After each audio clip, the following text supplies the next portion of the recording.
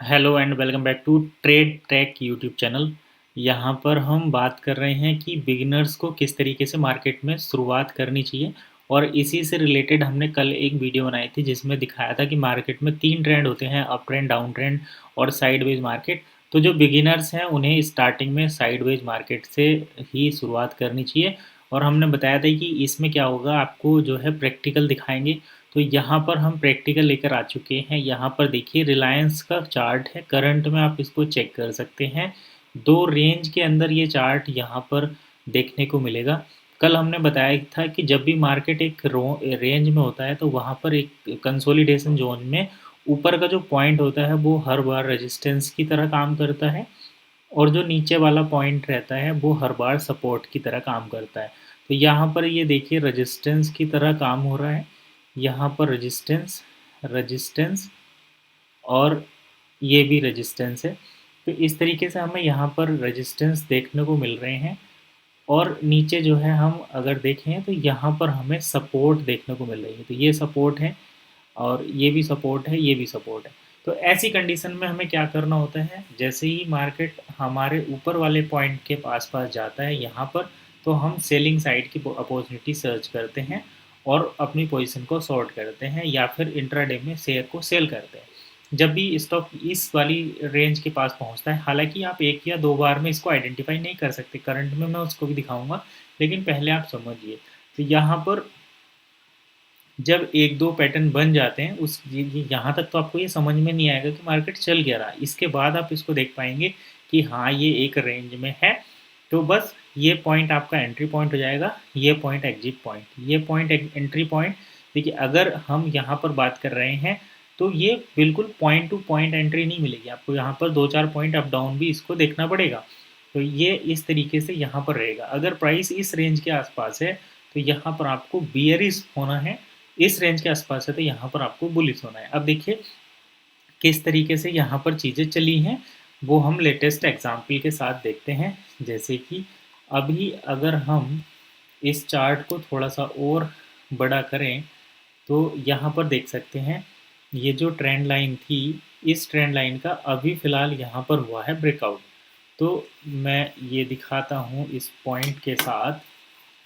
देखिए ये जो ट्रेंड लाइन थी, ये जो ट्रेंड लाइन है, ये ट्रेंड लाइन अभी यहाँ पर इसका ब्रेकआउट हुआ है।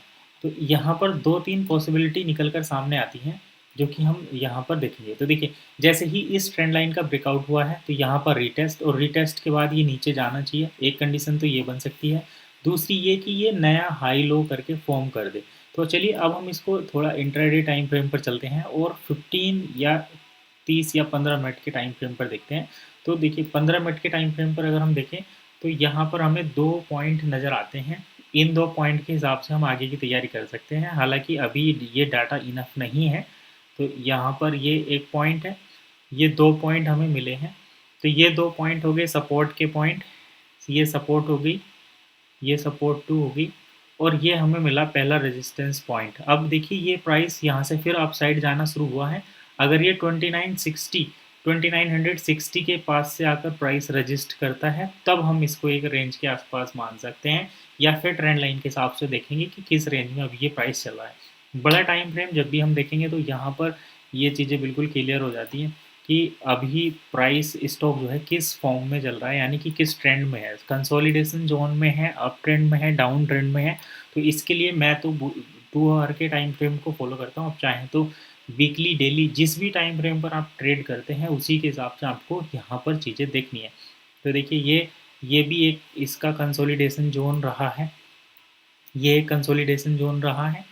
इसके बाद यहाँ प्राइस अप ट्रेंड रहा, क्योंकि जब भी ऊपर जाएगा तो देखिए प्राइस को यहाँ से यहाँ जाना था। तो प्राइस ने क्या किया, यहाँ से डायरेक्टली प्राइस यहाँ नहीं गया, प्राइस यहाँ से पहले ऊपर गया, फिर नीचे आया, फिर ऊपर गया, अब फिर नीचे नहीं आ रहा, अब फिर ये ऊपर जा रहा डायरेक्ट, लेकिन एक रेंज के अंदर जा रहा। तो ये कंसोलिडेशन प्लस यहाँ पर जो एसआईपी वगैरह होती हैं या लोग स्टॉक को परचेज करके रखते हैं, वही कंडीशन ये होती है जब यहाँ पर इस तरीके से प्राइस एक रेंज में ऊपर बढ़ता है, एक रेंज में नीचे जाता है, अप डाउन करके हायर हाई हायर लोज बनाता हुआ ये ऊपर जा रहा है।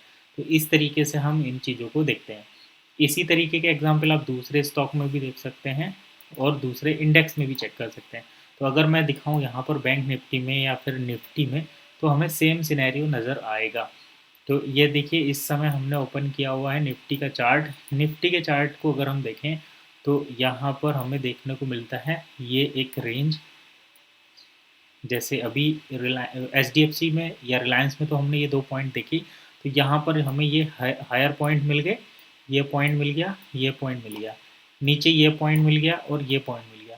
तो जब भी इस पॉइंट के आसपास आएगा हमें क्या करना है, सेलिंग करनी है, क्योंकि ये एक रेंज में है। तो देखिए यहाँ पर सेलिंग की, वो प्राइस नीचे आया।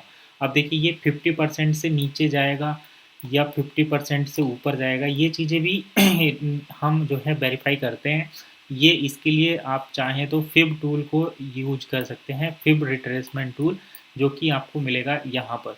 तो अगली वीडियो में चलिए हम फिब रिट्रेसमेंट का जो टूल होता है उसके बारे में एनालिसिस करेंगे, और सेम यही रिलायंस का चार्ट रखेंगे, जिससे कि आपको चीज़ें पसंद आए या समझ में आए, क्योंकि रिलायंस पर ही हमने ये पहला एनालिसिस करा है। तो रिलायंस के चार्ट में हम कल को ये चीज़ें देखेंगे कि किस तरीके से यहाँ से नीचे रहेगा तो बाइंग सेलिंग के लिए सोचना है, यहाँ से ऊपर जाएगा तो फिर इसमें हमें बाइंग के लिए सोचना है। मैं एग्जाम्पल के लिए थोड़ा सा यहाँ पर एक डेमो दिखा देता हूँ। तो ये देखिए ये 2 पॉइंट है, ये हाई पॉइंट है, ये लो पॉइंट है। तो फिब रिट्रेसमेंट टूल का जो हम यूज़ करते हैं वो कुछ इस तरीके से करते हैं।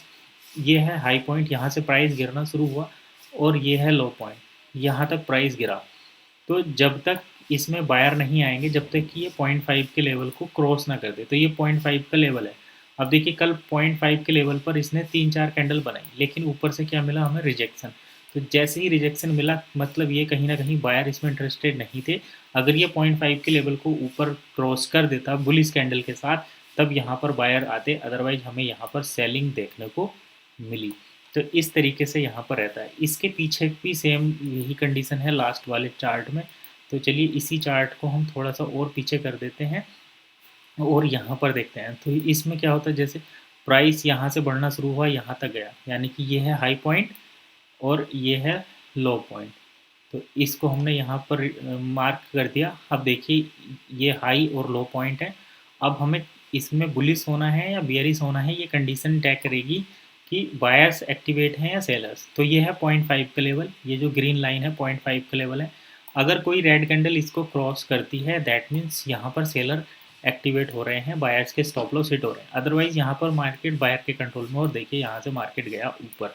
तो ये बड़ा सिंपल सा लॉजिक है। पिछले 2 अप डाउन 2 हाई लो के हिसाब से हमने इसको मार्क किया, और ये किस तरीके से यहाँ पर काम करता है ये भी हम बड़े आराम से यहाँ पर देख सकते हैं। करना क्या है, हाई पॉइंट पकड़ना है, लो पॉइंट पकड़ना है, मार्क कर देना है। अगर 50.5% के लेवल से ऊपर रहता है तो कॉल बाय करनी है, यानी कि बाइंग में जाना है। 50% के लेवल को बड़ी बियरिश कैंडल से ये ब्रेक कर देता है, दैट मीन्स कि यहाँ पर बायर के स्टॉप लॉस हिट हो गए। तो यहाँ पर जो है अब प्राइस जो है सर्ज नहीं करेगा, तो यहाँ पर कहीं ना कहीं सेलर्स के स्टॉप लॉस हिट होने वाले। 1 के लेवल पर टारगेट है, बाइंग करेंगे तो यहाँ पर 0.5 पर स्टॉप लॉस रख के इसको टारगेट ले सकते हैं। अदरवाइज यहाँ पर अगर सेल कर रहे हैं तो यहाँ से फिर नीचे जा सकते हैं। तो यही चीज़ें हमें इसमें देखनी होती है। यहाँ पर कुछ और कंडीशंस भी रहती हैं, जैसे ट्रेंड लाइन वगैरह, तो उनका भी ध्यान रखें। फिलहाल इतना ही, मिलते हैं नेक्स्ट वीडियो में नई इन्फॉर्मेशन के साथ। तब तक के लिए कीप वॉचिंग ट्रेड ट्रेक।